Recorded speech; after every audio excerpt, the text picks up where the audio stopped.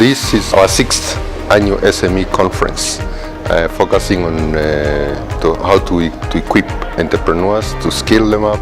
For this particular conference, the focus has been on the Big Four. The big insight here was that when you talk about the Big Four, there is this perception that this is for big companies, this is big projects, and so the SMEs are not anywhere here. What the conference has done is to sort of show, even when you are small, there's a role for you to play in the Big Four. What we're trying to do with the SME strategy, we're saying that even though we want to export out there, we already have a huge market around us. If we can increase our export to within even Africa, if we can reduce the consumption we have so that we can import less, we're already a wealthy country. That would increase everybody's wealth tremendously. When I was young, we knew the inventors.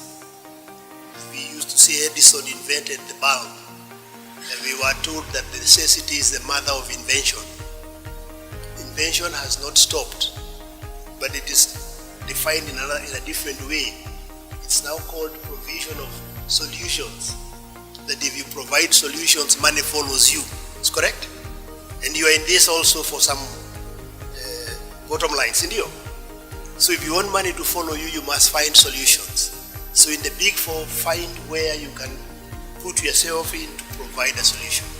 As NIC Bank, we're very committed to support the government on the Big Four, especially in as far as the Big Four go to support the growth of SMEs, which contribute more than 60% of the country's GDP and more than 80% of all new jobs. The Big Four agenda for this country is something that has not been very clarified at grassroots level. So I think for Strathmore to do this, it really brought us to a level where, speaking for myself, I felt now I totally understand what the Big Four is about, and I also understand what my role is and where I can play in terms of the Big Four as an SME to be able to contribute to the Big Four agenda. This was one of the most informative experience, and it has broadened up my way of thinking. It was a great idea on matters of helping the SMEs on ways to grow and equip themselves. As always happens, entrepreneurs are entrepreneurs, so they reach out to you in different ways, you reach out to them in different ways. There are all these possibilities that beyond the conference, people are also able to do business together, which enhances the relationship, which is something we should actually build more. That when you have a conference like this, the networking is an important component of the conference. So that has also happened. The topics were great, especially the afternoon session today on agribusiness.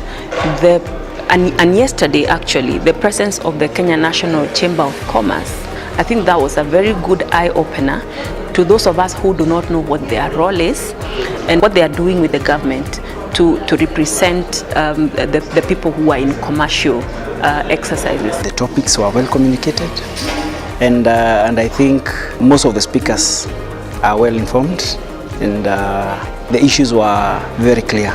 Yes, Kenya is 20% arable, 80% desert, but Israel is 100% desert. I think we only need to be a bit more innovative, be a bit more creative, look at getting more drought-resistant crops that can withstand, and really just look at our problems and address them as such. The economy of Kenya is something like 60% in Nairobi. So if we need to serve Nairobians, we need to house them close to Nairobi. Perhaps in places that now you can build one house in half an acre, allow those guys to build 40 stories in half an acre. For those of you who've been into an economic class, one thing you always realize is, first of all, resources are always scarce. And as much as healthcare is a responsibility of the government in its own resources cannot be able to deliver healthcare 100%. And when this happens, who needs to come up? That's where the private sector comes in. Basically, our role as private sector is to bridge the gap where the government cannot be able to achieve. The manufacturing sector directly employs 300,000 people. We have proposals to increase that by at least another 400,000 jobs, provided the right institutions and mechanisms and incentives are put in place to really propel that growth.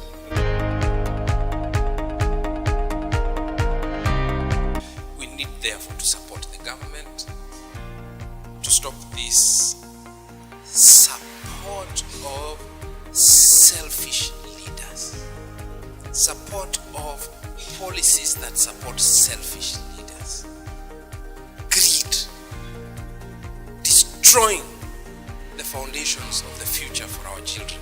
We must tell them directly that it is not about 16% of fuel. We are going to pay the taxes, but don't give that money to people who are not producing anything. Give it to us, wananchi. Support us.